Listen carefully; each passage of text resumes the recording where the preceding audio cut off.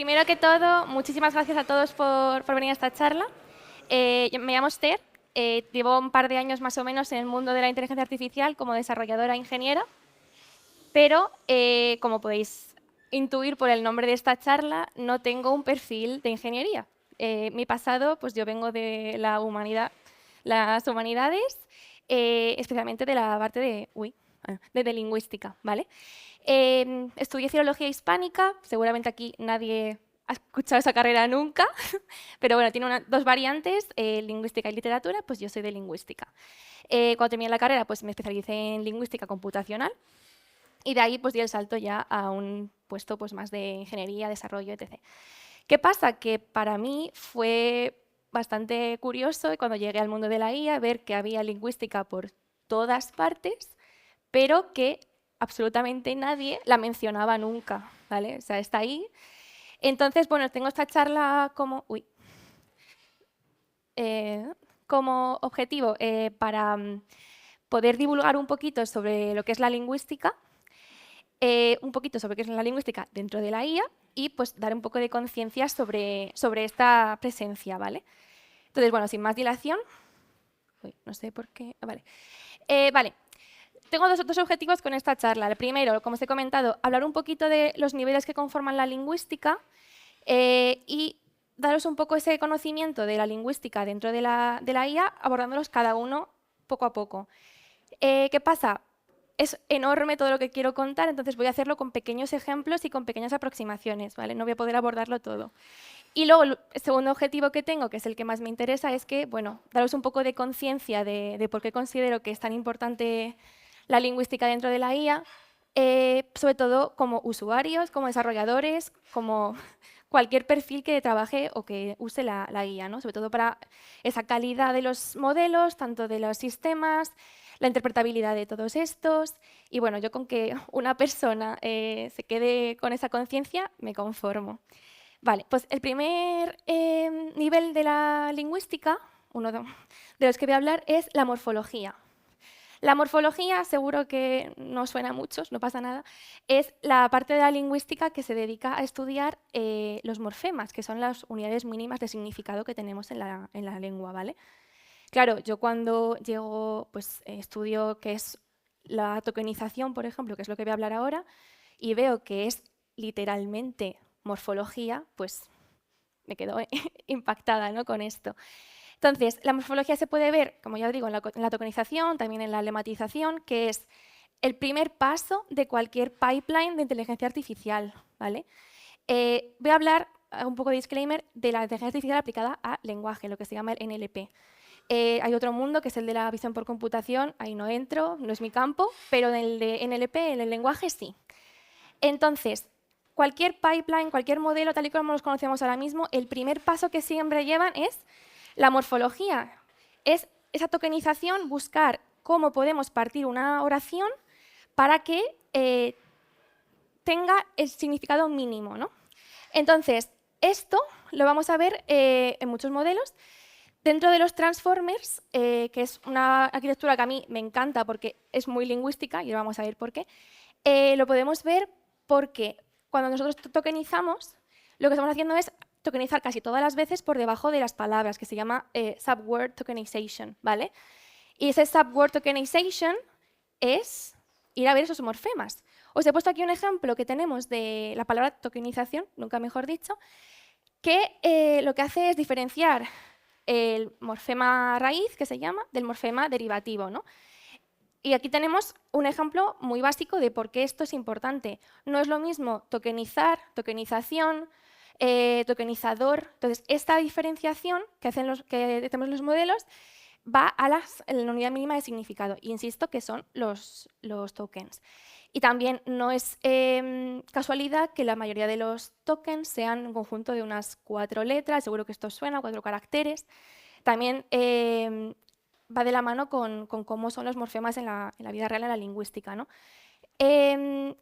También muy interesante lo que os he puesto aquí, el byte pair encoding es la forma de tokenizar más o menos que más se está presentando ahora. Hay muchas formas nuevas, no me voy a meter en ellas, pero me parece muy interesante porque los últimos modelos, por ejemplo, seguro que suena ChatGPT, pues GPT-5 utiliza Byte Pair Encoding y lo que hace es ir yendo carácter a carácter, haciendo pares de caracteres hasta que encuentran esos tokens. Claro, esto intenta emular un poco cómo nosotros cognitivamente, perdón, cognitivamente nosotros vamos identificando esos morfemas en nuestra cabeza de forma completamente inconsciente, ¿no? Os he puesto un ejemplo aquí en Python de 3 modelos. He cogido GPT-2, BERT y Roberta, que por debajo pues, tienen la arquitectura Transformers. Y básicamente lo que quiero explicaros aquí, simplemente he tokenizado 4 palabras. Y lo que quiero enseñaros es que aunque cada uno tiene una forma de tokenizar, al final todos acaban diferenciando el morfema raíz del morfema derivativo, ¿vale? Cada uno a su manera, cada uno hace los tokens un poco como quiere, como puede, pero acaban siendo muy parecidos entre sí. Entonces, ya tenemos que la morfología en la IA, siendo el primer paso de cualquier modelo de la IA tal y como la conocemos hoy en día, ¿vale? Siguiente parte, la semántica. Vais a ver que ningún nivel de la lingüística en sí mismo es estanco. O sea, todos los niveles, como cualquier ciencia, pues entre sí están correlacionados, ¿vale? La semántica a mí me encanta, estudia lo que es el significado, ¿vale? de las palabras, y no solo de las palabras, también pues, del lenguaje. Entonces, un concepto que yo emprendí cuando entré en el mundo de la IA fue el de los embeddings, ¿no? Los embeddings son representaciones vectoriales de cosas, en este caso pues, de palabras, ¿no? De word embeddings. ¿Y qué hace un embedding? Pues simplemente representar una palabra en este espacio vectorial de acuerdo a un significado. ¿Por qué es tan importante el tema de los embeddings? Porque antes de la era de los transformers teníamos embeddings por concurrencia, como por ejemplo Word2Vec, que lo que hacía era, pues, según cuánto teníamos de una palabra, se le asignaba un embedding estático que no tenía en cuenta el contexto y que siempre se utilizaba el mismo. Pero aquí tenemos muchos problemas, como podéis imaginar. ¿Qué pasa con las metáforas, con la polisemia, ¿no? No es lo mismo decir banco de sentarse de un banco de sacar dinero.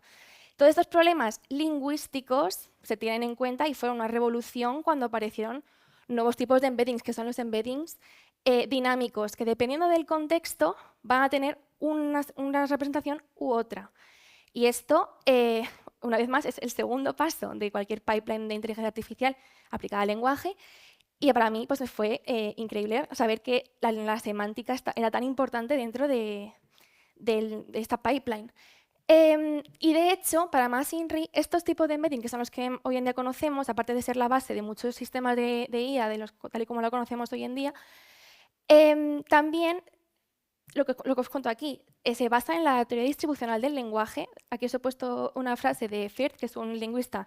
Ya en los años 50 él teorizaba sobre este tema de la semántica, que las palabras tienen un significado dependiendo de en qué contexto están. O sea, tú puedes conocer una palabra según qué palabras las rodean, ¿no? Entonces, la teoría de la distribucional del lenguaje es literalmente lo que estamos poniendo en matemáticas en el tema de los embeddings. Aquí os he puesto un gráfico de cómo representamos nosotros los embeddings y tenemos palabras, por ejemplo, wolf, dog y cat, que pues, entre sí no solo son animales de 4 patas, son animales que tienen pelo, o sea, tienen una serie de rasgos semánticos que ya van a muy bajo nivel y que los hacen en espacio vectorial estar muy cerquita. Y de hecho, para más INRI, wolf y dog, como tienen más características semánticas entre sí, están un poquito más cerca, ¿vale? Y luego, pues en la otra parte, pues tenemos frutas. Apple. Voy. ¿Ya está? Vale. Tenemos Apple, banana, ¿vale? Que están en el otro punto del espacio vectorial. Entonces, ¿qué pasa con esto? Pues que es una revolución, como os podéis imaginar. ¿Vale? Os he puesto como nosotros trabajamos con la semántica en Python, que tenemos tanto pues, en búsqueda semántica, clustering, todo lo que tenga que ver con esta búsqueda de similitudes entre cosas, pues lo tenemos con en este caso, la modelo de los transformers. Aquí os he puesto también otro ejemplo utilizando a Mini-LLM, que básicamente es lo que hago aquí es coger 3 frases, el gato duerme en el sofá, un felino descansa en el sillón y la economía creció un 3% este año y calculamos la similitud semántica entre ellas. ¿Cómo se hace? Pues como de cerca en un espacio vectorial, simplemente porque como tenemos la teoría distribucional del lenguaje, cuanto más cercano esté en el espacio vectorial, más se parecerán entre sí. ¿Y cómo se calcula? Pues con la similitud de coseno, esto seguro que muchos lo conocéis. Nada, pues lo calculamos y efectivamente, bueno, aquí estamos sacando no voy a centrarme mucho en el código, pero sacamos los tokens, sacamos los embeddings, hacemos la media para sacar el embedding de toda la frase, o sea, de cada uno de los tokens de la frase, pues sacamos luego la media de toda la frase entera. Y calculamos la similitud de coseno. Y tenemos que los dos del gato y del felino pues son muy parecidas entre sí, y las otras dos, la del gato con la economía y el felino con la economía, no tanto. Y esto es, como os imagináis, la base de muchas de las cosas que ahora mismo utilizamos en nuestro día a día, ¿vale? Y es pura semántica, que es lo que quiero comentaros. Ahora van a con la sintaxis, que bueno, la sintaxis está muy relacionada con la semántica, muy relacionada también con la morfología. Seguro que recordáis sintaxis por las maravillosas cajitas que hacíais en selectividad. Bueno, va mucho más allá, ¿vale? La sintaxis lo que hace es intentar ver esas relaciones entre palabras para sacar esos significados también. Entonces, la sintaxis en Python y en el mundo de la IA ya no solo está en todas partes, sino que es una vez más la base de, en este caso, los transformes también. Antes de la era de los transformes teníamos una sintaxis etiquetada en la que realmente lo que necesitábamos eran siempre etiquetas, ¿no? Tanto de categorías gramaticales como de las propias relaciones de la palabra, tenemos árboles sintácticos, porque necesitábamos esas relaciones para poder, por ejemplo, trabajar con detección de entidades, análisis de sentimiento. Los propios chatbots era IA generativa, que eran por detección de intents. O sea, había un montón de sistemas de IA que necesitábamos sí o sí esa estructura sintáctica, ¿vale? ¿Qué pasa con todo esto? Que llegan los transformers. Y cuando llegan los transformers, llega pues, la era en la que de forma autónoma pueden encontrar esa sintaxis simplemente con las capas de atención. Y a mí eso es una cosa que me fascinó, como podéis entender. ¿Qué hacemos con esto? Las capas de atención de los transformers lo que hacen es prestar atención precisamente a el contexto de cada una de las palabras, ¿vale? Tenemos unas palabras, unos tokens que se hacen embeddings, y esos embeddings, dependiendo de la posición, están en una frase, y también dependiendo de qué palabras lo preceden y lo suceden, cambian, ¿vale? ¿Y qué está haciendo realmente aquí los transformers? Pues atender a la estructura sintáctica. Ninguna frase es como es porque sí. La sintaxis está ahí para poder trasladar un significado de forma coherente, de forma estructurada, que luego el interlocutor lo sepa identificar.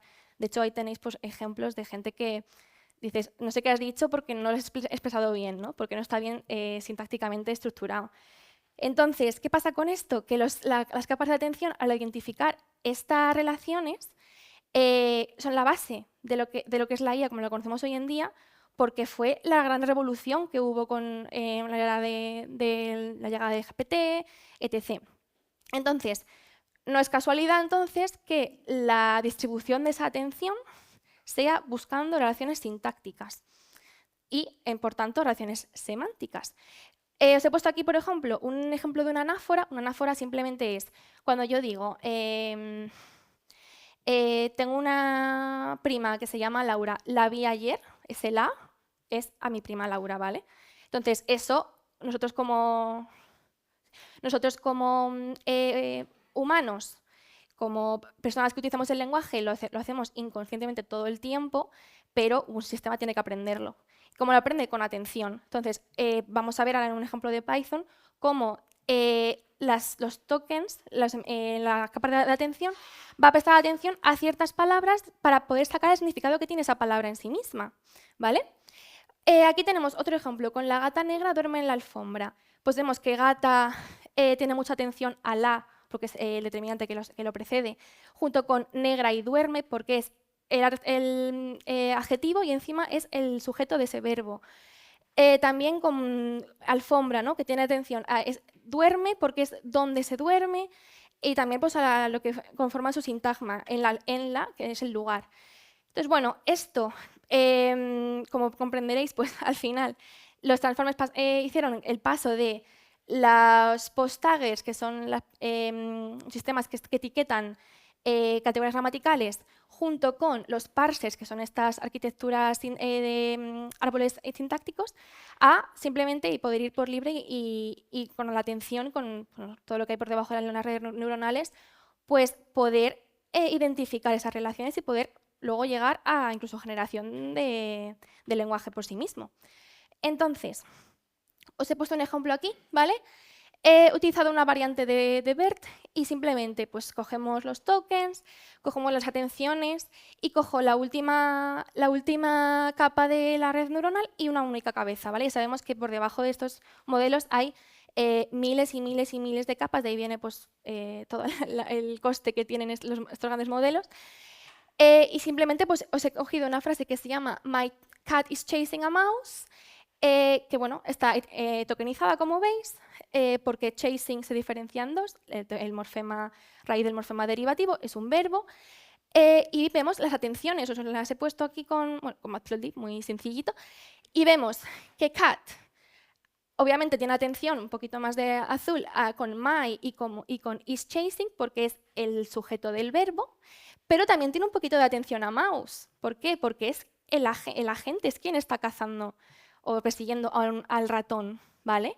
O sea, hay una estructura sintáctica que deriva de una estructura semántica todo el tiempo, ¿vale? Y lo mismo con mouse, pues vemos que mouse tiene atención a chasing porque es el objeto directo de este verbo, pero también un poquito a cat, porque es el que va a percibir ser perseguido, ser cazado, ¿no? Entonces, bueno, esto, pues como comprenderéis, yo cuando estudié esto me pareció fascinante, ¿no? Y como veis, es pura lingüística todo el tiempo, ¿vale? Y bueno, ya solamente quiero comentaros una cosita rápida. La pragmática es una de las partes que tiene la inteligencia artificial que creo que está más castigada. ¿Por qué? Seguro que nadie ha escuchado nunca hablar de pragmática, ¿verdad? Vale, la pragmática es la parte de la lingüística que se va a centrar en todo lo que es extralingüístico, todo lo que rodea a la lengua en sí misma, al lenguaje, pero que interfiere en cómo la interpretamos, en cómo nos acercamos a ella, en realmente qué tiene, ¿no? Y claro, esto, pues en la era en la que estamos ahora mismo, ¿no? Que es la era después de la IA generativa, vino un boom, con lo que os he comentado de los Transformers fue un bombazo, seguro que os suena aunque no seáis de IA. Salen los modelos de grandes del lenguaje, GPT, Gemini, que estará con Google, o sea, un montón de modelos que razonan, que entienden, que ya no hace falta montar muchas veces un modelo propio porque ya tenemos modelos muy potentes, muchas capas de atención que van a ir a ver atención de todo tipo y ahora hay que usarlos como usuarios y como desarrolladores que los utilizamos en sistemas que van por debajo de estos modelos. ¿Y cómo se usan? Seguro que os habéis visto muchas veces estas guías de prompting, ¿verdad? Google, OpenAI tiene un montón de guías de prompting de cómo hacer un buen prompt.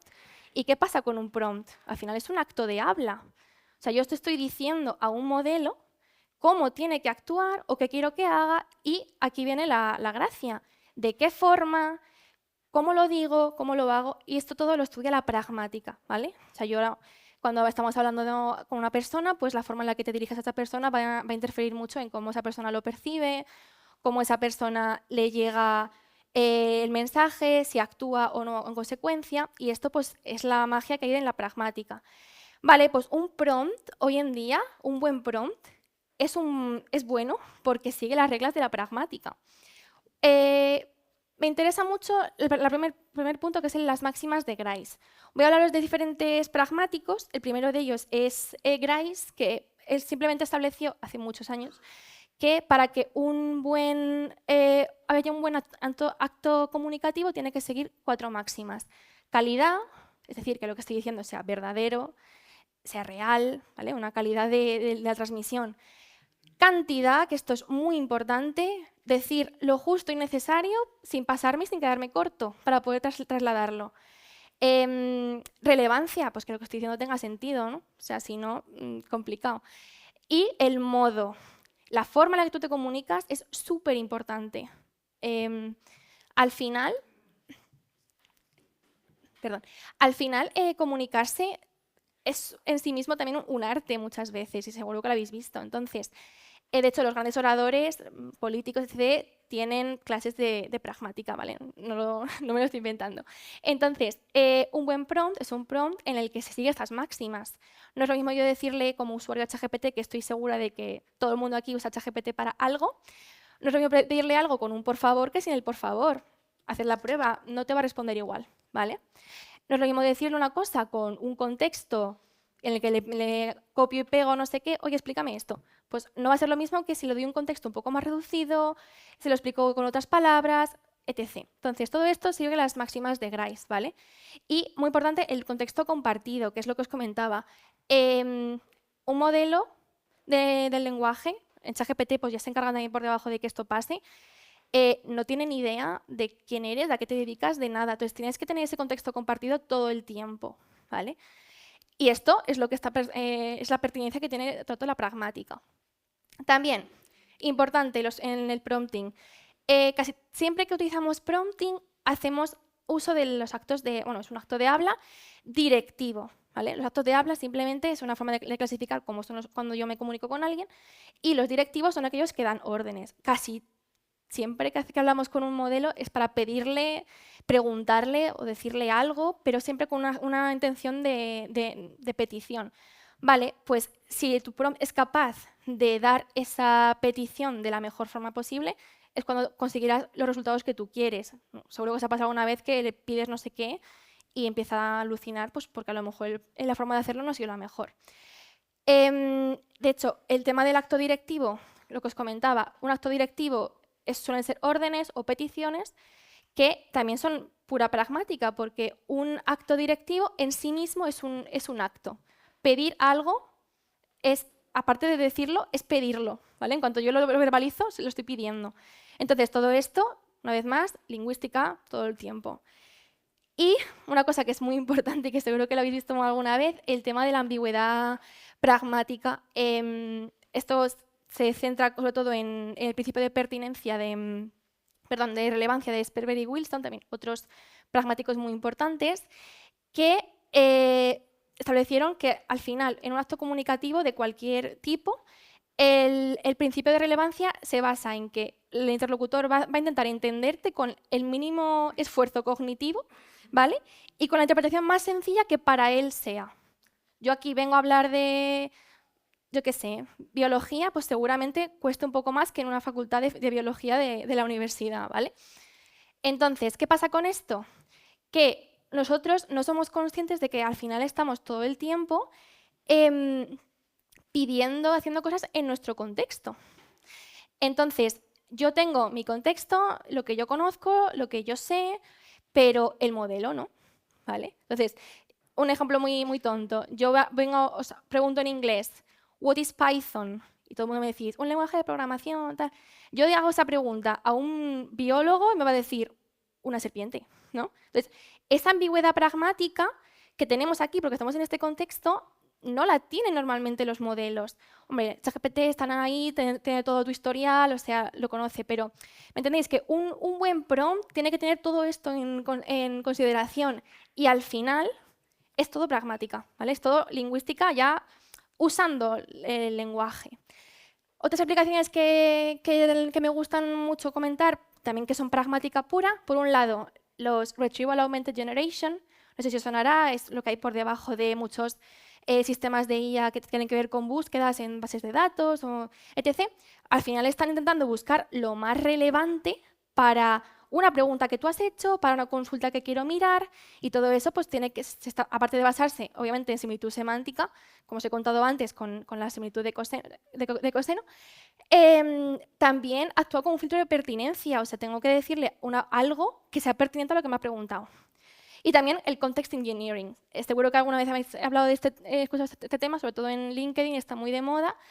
Es como otro rol más que dentro de la IA, está el prompt engineer, pues ahora está el context engineer. Es ese arte de yo en un prompt, cuánto meto para que me escuche, dónde lo pongo, si pongo un ejemplo al principio no es igual que si lo pongo al final. Y os he traído un ejemplo en Python Python, de la guía de prompting de AWS, ¿vale? En el que te pone un ejemplo de un prompt. Entonces te dice, contextual information about the task, o sea, información contextual, la justa y necesaria. Esto, os digo, es un arte, ¿vale? El tema del context engineering. Luego, hacer referencias para intentar paliar toda esta parte de ambigüedades pragmáticas. O sea, yo no puedo dejarle al sistema que averigüe a qué me estoy refiriendo. O sea, te lo tengo que decir, ¿vale? Y luego, pues eso, ser simple, ser claro, ser conciso. No es lo mismo, y esto ya entraríamos en la lingüística cognitiva, lo que yo digo al final de un discurso se suele quedar más que lo que digo al principio. Entonces, os veréis que cuando habléis con cualquier modelo y le pegáis un tocho, se va a quedar con lo último que habéis dicho, ¿vale? Esto también emula un poco el proceso que tenemos en la cabeza de cómo procesamos el lenguaje, pero esto es otra parte de la lingüística. Luego, instrucciones, al final siempre, muchas veces las guías te dicen, ponen las instrucciones claras, enumeradas y al final, ¿no? Porque es un acto directivo. La intención comunicativa que os he comentado antes, al hacer una comunicación y una orden, como os comento, vaya al final porque es lo último que se queda y encima, si es tengo que intentar que esa comunicación, que esa intención comunicativa se entienda. Entonces tiene que ir también al final. Y poco más, bueno, y la forma, pues que sea, os digo, sin falta de ortografía, que la información sea veraz, pues todo lo que os he comentado antes de la máxima de calidad. Y pues ya estaría, esto es un poco lo que os quiero comentar de la lingüística en la IA. Es muchísimo más amplio, pero bueno, mi intención con todo esto es hacer un poquito una reivindicación de que es una disciplina increíble, que tiene una aplicación directa todo el tiempo y en todos los sentidos dentro de la IA y que pues lamentablemente casi nunca se menciona. Entonces, bueno, con que os habéis quedado un poquito con esta conciencia, yo muy contenta.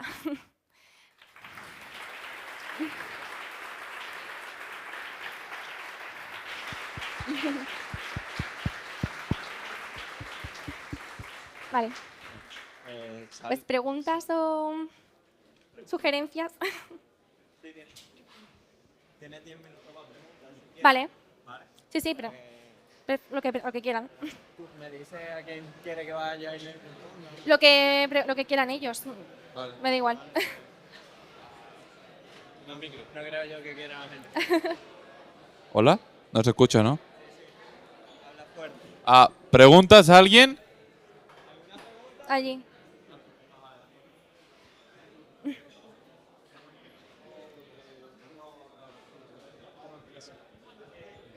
Hola.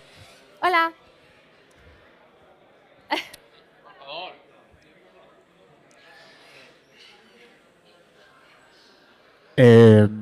Tengo solo una pregunta. Sí.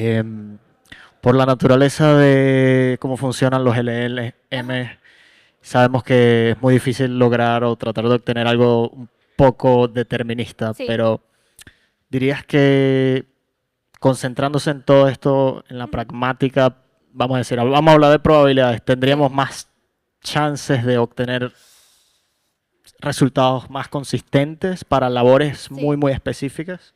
A ver, yo creo que como es una disciplina que atraviesa desde el primer momento, cuanto más atención pongamos a los avances que hay en lingüística, como cualquier ciencia que se estudia todo el tiempo y hay avances y nuevas hipótesis y nuevas cosas que salen, si desde el principio todo eso se va aplicando, pues entiendo yo y espero pues, que también se vaya mejorando los propios modelos. Y una vez ya el modelo esté montado, que es la siguiente parte, o sea, la parte de la que ya por debajo hay un montón de lingüística que muchas veces tampoco se menciona o tampoco se hace mucho caso, ¿no? Hasta que parece que aparece el problema, ya con un modelo que responda sobre estas bases lingüísticas, tenemos el uso de ese modelo. Entonces, sí que es verdad que cuanto más se acerque a cómo nosotros neuronalmente y cognitivamente procesamos el lenguaje, se pueden aplicar estas técnicas que son, yo os lo he comentado, son técnicas que también vienen de la lingüística cognitiva. Entonces, sí, hoy en día, como son modelos probabilísticos, se ha estudiado que están viendo esa respuesta, pero igual que cualquier persona cuando no entiende algo se calla, pues en el modelo dice, lo voy a inventar. ¿Sabes? El principio de calidad, bueno, me da igual. Entonces, claro, sí y no, pero depende un poco pues, de cómo lo apliquemos ahí. Gracias. Nada.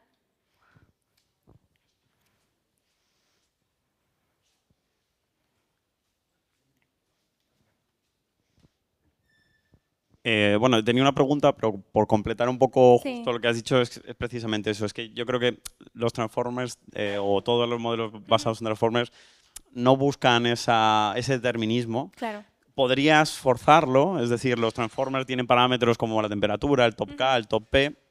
Podrías forzar un cierto determinismo, pero no es lo que busca el modelo o no está Claro. pensado para eso. Claro. Entonces, habría otras técnicas que podrían servirte para eso, si es lo que buscas, Ujú. pero justo los Transformers creo que justo no es la herramienta más adecuada. Sí. Digo, por si ayuda un poco más a Sí. entender un poco el perfecto. Luego tenía yo una pregunta, porque hace relativamente poco empecé a estudiar un poquito sobre otro tipo de modelos, otro tipo de arquitecturas un poco Sí. más recientes, pensadas en otro tipo resolver otro tipo de problemas, que son, por ejemplo, el uso de modelos de lenguaje para streaming, ¿vale? Vale. Los Transformers o los LLM son un poco lentos para eso Ujú. todavía. A lo mejor podemos conseguir que los Transformers sean más rápidos en algún Claro. caso, ya veremos. Pero hay otras arquitecturas como pueden ser Mamba. Ujú. Yo lo estoy intentando estudiar ahora, no tengo mucho tiempo, tengo mucho interés, pero no sé si, o si estáis trabajando también un poco con esto y si estáis viendo también toda esta parte de la lingüística aplicada a otro tipo de arquitecturas que no sean Transformers. A ver, yo personalmente no. Ujú. Pero me consta que hay gente, o sea, si ya se tiene más conciencia, de hecho, en los propios empresas OpenAI, Google, que tienen lingüistas en sí mismo para este tipo de modelos, pero cualquier modelo que trabaje con lenguaje debería tener estas bases como base, porque ya os he explicado muy brevemente y muy por encima, porque es muy divulgativo, pero está ahí todo el tiempo. Entonces, cuanto más atención le pongamos, pues mejor nos irá Ujú. en Transformers, por poner un O en ejemplo, el... o en cualquier tipo de arquitectura realmente. Ujú. Entonces, entiendo que sí, pero no sé si se está pasando o no. Ojalá que sí, la verdad. Esperemos que sí. Esperemos que sí. Muchas gracias. Nada. ¿Una pregunta más? Bueno, gracias por la charla, muy interesante. Esto es un poco más una curiosidad. Claro, hay muchos lenguajes, hay lenguajes que son más fáciles, más difíciles que otros. Sí. Si Internet tuviera todos los lenguajes la misma cantidad de datos, claro, ¿qué lenguajes serían más fáciles y qué lenguajes serían más difíciles de aprender A ver, para una LLM? partimos de que los modelos se basan también en, pues eso, en el dato que tenemos, ¿no? Todo esto que os estoy contando no va a un lenguaje. O sea, la lingüística no estudia español, ¿vale? O sea, estudia todo el lenguaje como concepto. Entonces, hay lenguajes como es el alemán, que no sé si alguien sabe alemán, pero es un dolor de cabeza porque su sintaxis es muy compleja. Entonces, un modelo que como tal esté entrenado solo en alemán, pues será bastante diferente a otros modelos. Es verdad que ahora ya también tenemos modelos multilingües y todo esto, pero lo que es la base de los conceptos son los mismos. Ahora, sí que es verdad que hay ciertas lenguas que van a... El inglés es una lengua muy fácil en general para todo. Léxico, semántica, sintaxis es de las más fáciles que hay. Entonces, pues tenemos mucho más dato, es una lengua que se habla mucho más y por tanto pues tenemos casi siempre mucho mejores resultados. Pero si hubiese la misma cantidad de datos, yo te diría, pues por la complejidad en sí, el inglés sería de los más sencillos o lenguas que no tengan esa complejidad tanto sintáctica como luego en las palabras. En alemán, por ejemplo, una única palabra puede contener 5 palabras dentro. Entonces, los morfemas que hay dentro, te puedes morir, ¿no? Entonces, todo eso sería más complicado. No imposible, claro, al final es entrenar modelos. Pero sí, yo respondiendo a tu pregunta, creo que el inglés sería de los más sencillos y alemán o lenguas muy complejas sintácticamente de los más complicados. Gracias. Nada.